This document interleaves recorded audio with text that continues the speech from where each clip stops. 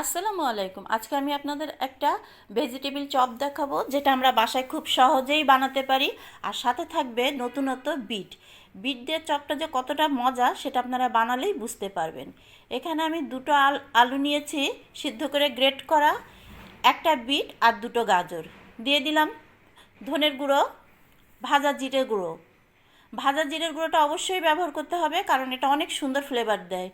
লবণ স্বাদ মতো, দিয়ে দিলাম ঝালটা আপনারা আপনাদের পছন্দ মতো দেবেন। দিয়ে দিলাম সামান্য একটু আদা রসুন বাটা।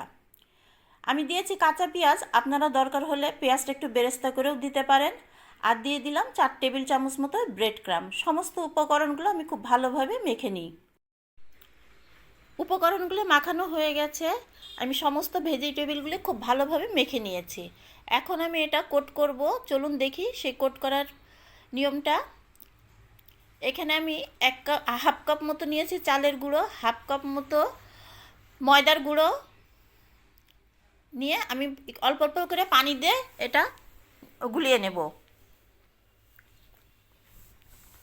পানি একবারে বেশি ঢালা যাবে না। অন্যদিকে আমি নিয়েছি 4 টেবিল চামচ মতো চালের গুঁড়ো আর 4 টেবিল চামচ মতো ময়দার গুঁড়ো। উপকরণ আমি একই মেজারমেন্টে রেখেছি। এখন প্রথমে আমি শুকনো উপকরণগুলোর সাথে চপটা একটু মেখে নিচ্ছি। তারপরে আমি লিকুইডটার সাথে একটু মাখাবো।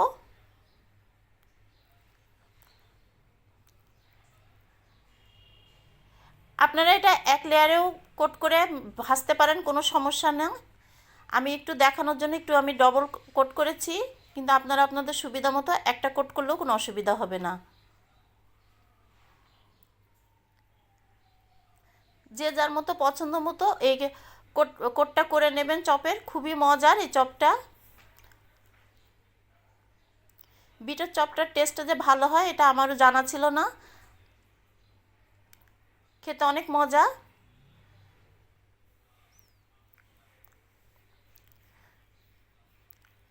আমি চপগুলো কোট করে নিচ্ছি, এরপর আমি ব্রেড ক্রাম্ব দিয়ে একটু গড়িয়ে নেব।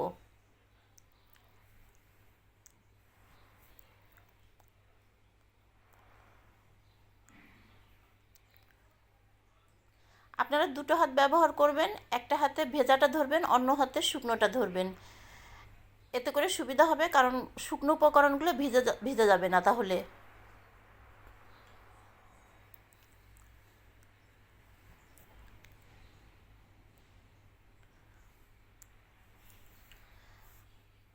আমার চপগুলো ব্রেড ক্রাম্ব করা হয়ে গেছে। এখন আমি বাকিগুলো পরে করে নেব। আমি বাকি চপগুলো এভাবে রেখেছি, এগুলো আমি পরে সুবিধা মতো ভেজে নেব। দেখুন কতটা সুন্দর বিটের রঙটা, খুবই সুন্দর লাগছে।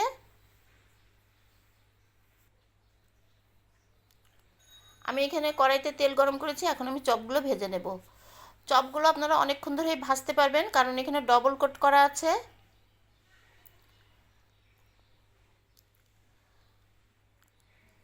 আমি চপগুলো কড়া করে ভেজে নিচ্ছি।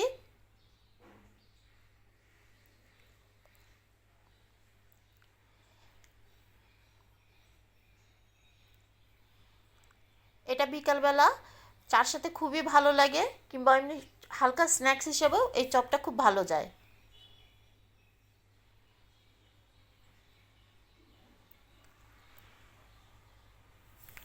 আমার সমস্ত চপগুলি ভাজা হয়ে গেছে। আমি একটা আপনাদের ভেঙে দেখাচ্ছি ভিতরটা কীরকম।